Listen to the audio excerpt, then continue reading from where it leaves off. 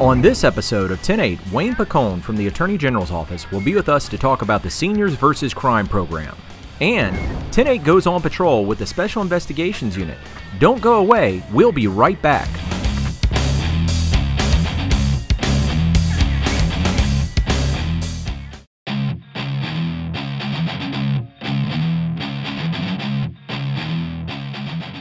Welcome to 10-8, your inside view of the St. Lucie County Sheriff's Office. I'm your host, Sergeant Chris Ciccio. Today we're meeting with Wayne Picone. He is the Regional Director for Seniors vs. Crime. Wayne, welcome to the show. Well, thank you very much. Tell us about Seniors vs. Crime. What do you do? Well, Seniors vs. Crime are rather unique, especially to Florida. It's a special project of the Attorney General's Office. We're in fact incorporated as a nonprofit organization, and we were founded by Attorney General, 1989, when we found out there was crimes committed against the seniors and they were particular targets. We have since morphed where we're not so much involved in criminal activity as we are in the civil matters on individual things, roofing contractors, leasing, warranties not being. People come to us and seek assistance in either recovering monies that they've spent or in having goods and services that were warranted returned to them, and that's where we go from there. We act on behalf of the individual. Okay. Now you say it's a nonprofit. Is it funded through tax dollars through the Attorney General's Office? No, in fact, this is one of the few times you're actually going to hear this is the absolute truth. There is not one tax dollar ever spent on this organization since the day it was founded. What we do is the Attorney General's Office, because they sponsor our organization, we receive monies from them if they have a particular suit in which they settle, and they determine that seniors may have been affected by it, and they assess monies to us then. Okay. And then we're funded through donations. Anybody can donate to us. We are a nonprofit. And we have two currently right now that help fund us, the Senior Medicare Medicaid Fraud Patrol of Florida, and FINRA, the Financial Regulatory Authority. We go out and we help educate seniors for them and their brochures and guide those people, so they give us a couple of grants. Okay. Now, how do you see Seniors vs. Crime, the program, benefiting law enforcement? It's a tremendous benefit to law enforcement. Being a retired law enforcement officer myself, I understand what happens when you're called to somebody says, an elderly says, I've been robbed, or and actually it turns out to be a civil matter. Right. What happens now with cooperation with people such as the St. Lucie County Sheriff's Office, tremendous. Now the deputy can turn around and say, no, sir, you haven't, but here's a telephone number, here's an office where you can seek that kind of help. The law enforcement officer is now back on patrol, taking care of what he's supposed to be taking care of, and yet the community benefits because now this individual has a place to go. It's not a helpless feeling. It's not like nobody cares. They have a place to go, and we can offer assistance. And the other great thing about it is we have many times people come to our offices and describe the problems they're having, and we realize that they're actually criminal in nature. Okay.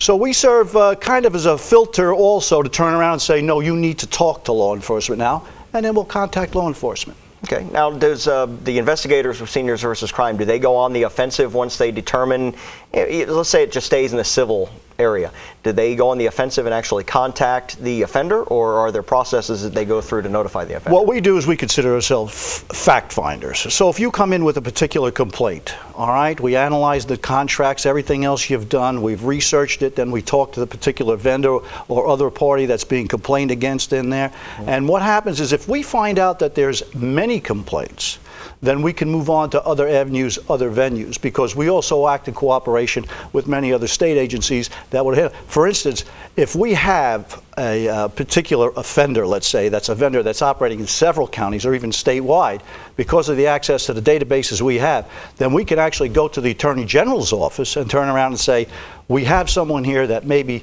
the Attorney General's Office needs to look at. Right.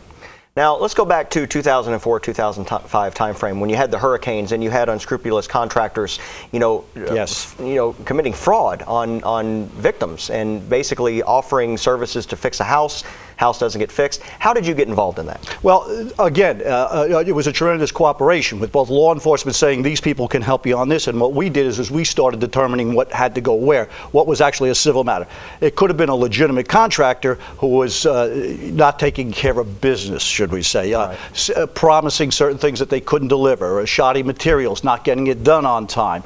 And yet there were others that were actually fraudulent cases, and we could separate those out and turn around and tell the sheriff's departments or the local police departments, depending on who had jurisdiction, this was an actual criminal act of fraud. And that's how we did that. And there was a great deal to be made about that. I think St. Lucie County did itself very proud. All the law enforcement and the Seniors versus Crime Project. There was a tremendous amount of money recovered, a tremendous amount of projects that got done, roofs that got put on just because we intervened. Right. Now, what should residents look for when it comes to fraud and contractors coming to their house? What tips would you have for them? There are some things that right off the bat. A contractor that says he wants to be paid in full in cash right away, go to the phone book and find somebody else. Right. That's going to be your first tip. Most contractors, legitimate contractors, will come in, written estimates. If they won't give you a written estimate, dial another number. We also, when you get down to the contract, ask for the payment schedule. It's usually a third, and a third after inspection. That's very important. Right. Get your permits. Any contractor that says he doesn't like dealing with permits or is a little bit skeptical about going for permits, again, let's look for somebody else. Mm-hmm. There are a few key things that are very simple. You don't have to know the business. You don't have to be that. You don't have to be the electrician. You don't have to be the plumber. Those are the kinds of things I would suggest to anybody to look for. What about the contractor that just out of the blue approaches a house? Hey, I see that you got some shingles that are out of whack. Maybe I'll tell you what we can do. We're going to go to a break, and I'll let you think about that. We'll come back, and we'll have you answer that question. When we return, we'll continue with Wayne Picone from the Seniors versus Crime program. Don't go away. That's actually very interesting. When you take money from a senior citizen for a scam, it's not like they have the money to now go take and go find a legitimate contract. That's money that's gone out of our economic system.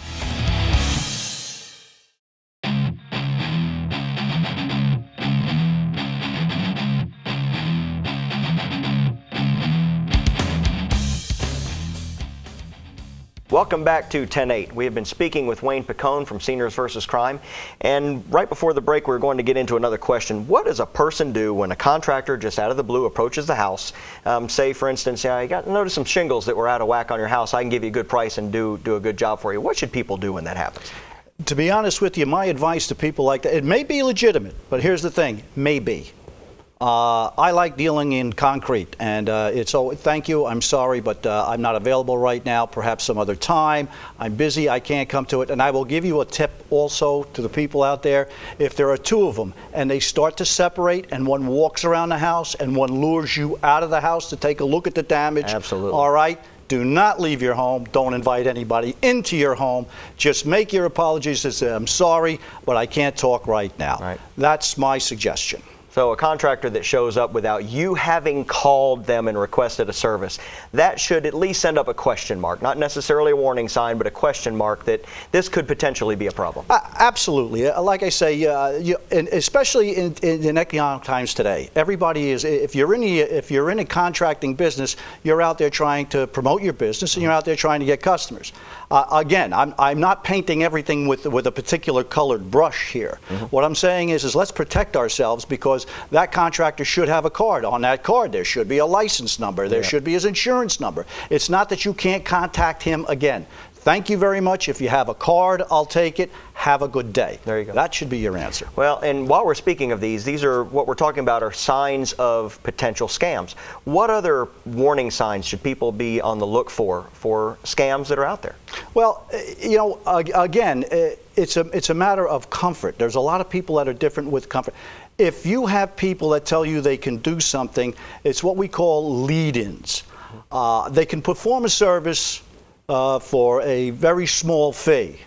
And on top of that, they can also perform an inspection of whatever it is, your air conditioning unit, your heating units, your driveways, whatever you have. Be very, very cautious with that. Should they perform the service they say they're going to perform, you owe only for that service that they solicited. After that, if they turn around and say, by the way, I found this and I found that and I can correct it, not today. You can always call somebody in and fall back to what we told you in the beginning of the segment, estimates, 3 of them, legitimate contractors, fact-finding, make sure they're licensed, and if this gentleman was correct in his assessment, we can always call him back and say, I'm available on a particular day.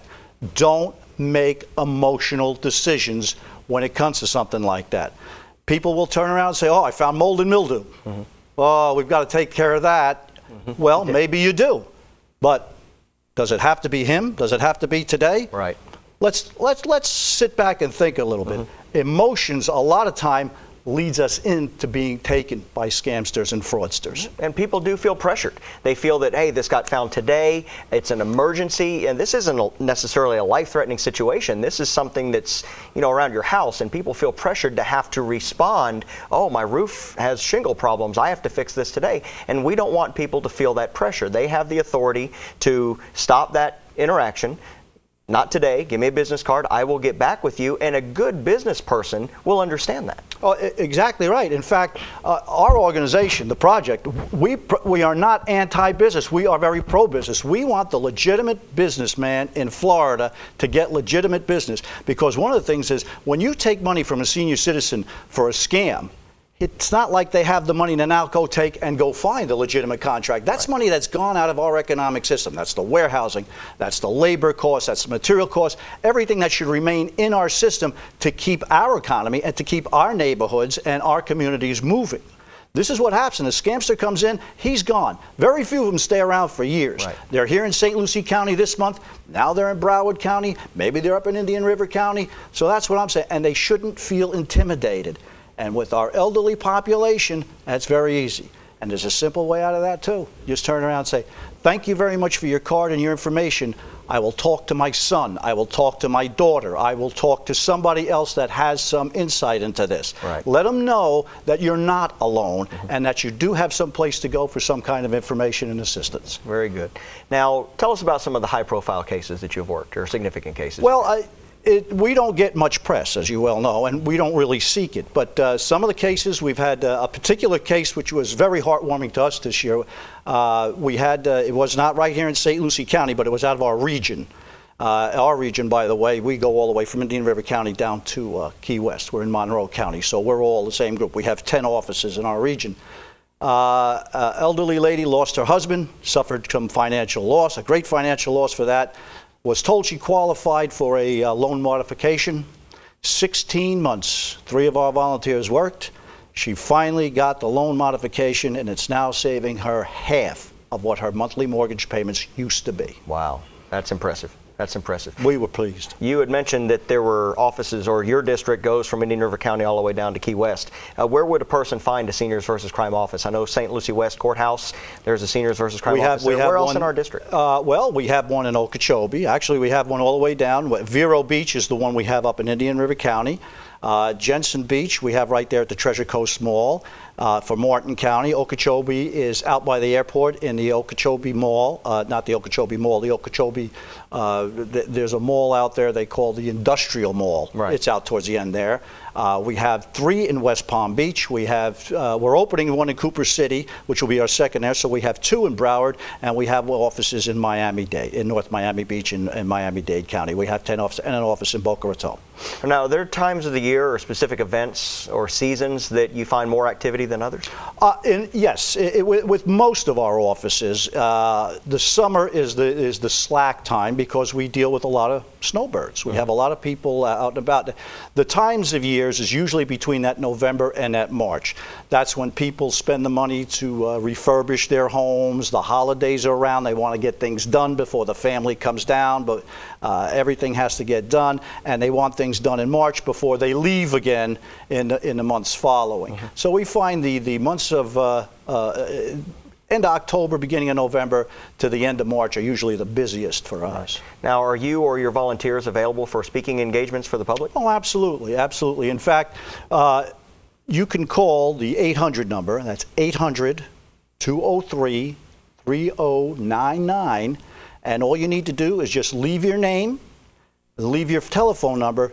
Area code is very important, And what happens is that will go right onto a recording, and that will get shipped down to whatever area you live in the next day, and you will be contacted, and anything you need we can discuss over the phone. Well, very good. Wayne, this has been extremely informative and I think of tremendous benefit to our community. Thank you so much for what you do and for being on the show. For more information about Seniors versus Crime, you can visit their website at seniorsvscrime.com. Again, that's seniorsvscrime.com. Or for more information, you can also contact us at 871-5303. When we return, we will be 10-8 on patrol. Don't go away. The two suspects shot him, killed him, fled. Two guys, they're both in that car.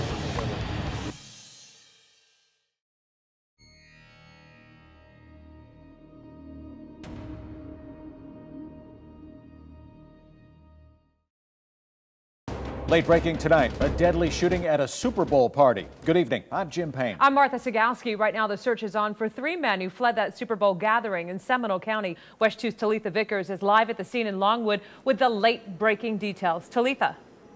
And Martha, that search continues. Investigators had shut down this entire area utilizing canines, a chopper, and even a ground search, all in an effort to find 3 suspects who shot Donnie Shepard inside the apartment right here behind me and made off on foot. Fort Pierce.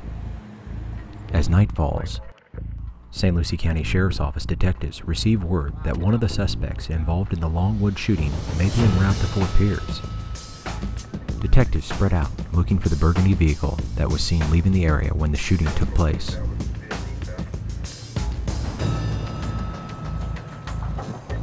They search for it, but come up empty.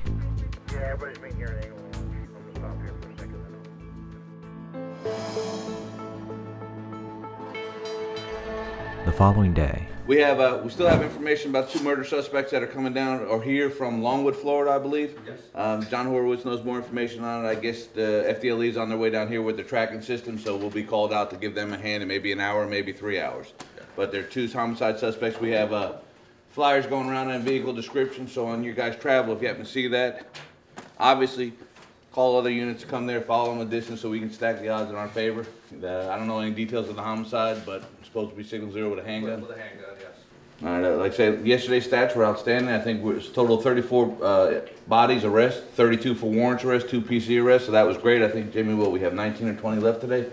Yeah, we have, I think, 21 actually that are still in. That's not bad at all, you know what I mean, guys? It's going to be slim pickings now. Also, if you see any traffic on the streets and stuff like that, and you see any criminal activity, identify, jump out with it, step out with it. You never know if somebody has warrants or, you know, cocaine's out there, so let's see what we can do.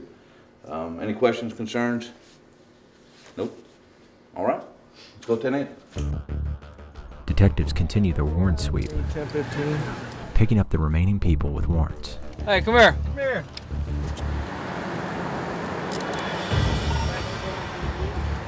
Yep.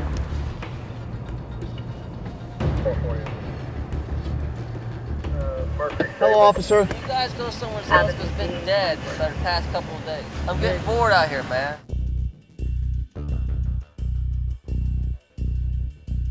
Just as it seems like the streets are quieting down, detectives receive word that a burgundy vehicle matching the description of the shooters may have been spotted in front of a mobile home west of Fort Pierce. The 4th one in, is that right? Car's right outside. The surveillance team confirms that it's the suspect's vehicle. The 2 suspects shot him, killed him, fled. Sheriff Mascara is concerned for the safety of the neighboring residents. It is believed that the suspect may be armed. 2 guys, they're both in that car, and they shot the victim. So you just want to set up on it and get the team moving? We're set up on it right now. We got eyes, so they're not going to move. Disregard the element of surprise, and since we're going to be there evacuating people, they're going to know 2 minutes after we're there. So we need to make sure that we contain that trailer, get some shields on it, and just wait. Call them out if necessary, but it's going to be really slow when we go in. What's the window that you want to wait? We're ready to go now. Going to wait till noon, see if they come out, and if not, bring in the SWAT team? It's going to take an hour to get the team activated anyway. So we can sit on them, see what happens. That puts us close to noon anyway. If we got to stand down, we stand up. If they come out, we'll take them. If we got to, then around noontime we'll go. The task force heads to the neighborhood where the vehicle was located. Sam. But we want to get them away from the house and get them away from trailers that they can go into. Our SWAT team just drove by. It looks like they're gonna either make contact or entry at the residence that the two suspected homicide suspects are hiding in. 1246 to 410. 410, good. Just watch the back of the residence. SWAT's got the perimeter set up. All the units We got it. I got the visuals. move towards the location and evacuate the residents to the north and the south. Detectives start to close in.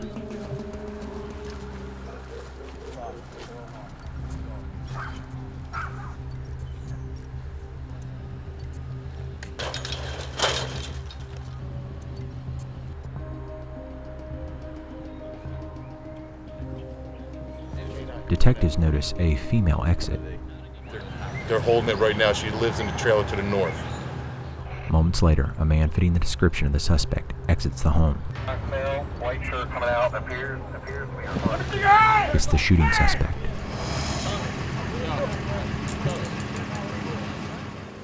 St. Louis County Sheriff's Office finest. A SWAT team made entry into this mobile home, which was identified as a place where a murder suspect from Longwood, Florida was holed up in, and working with FDLE, we established the probable cause that he was in there, and our SWAT team surrounded the house, and during the time that they were surrounding the house, the suspect walked out, so it all worked out great. I don't have anything on me. The female has in her possession a large amount of marijuana packaged for distribution. She is charged and taken to the sheriff's office.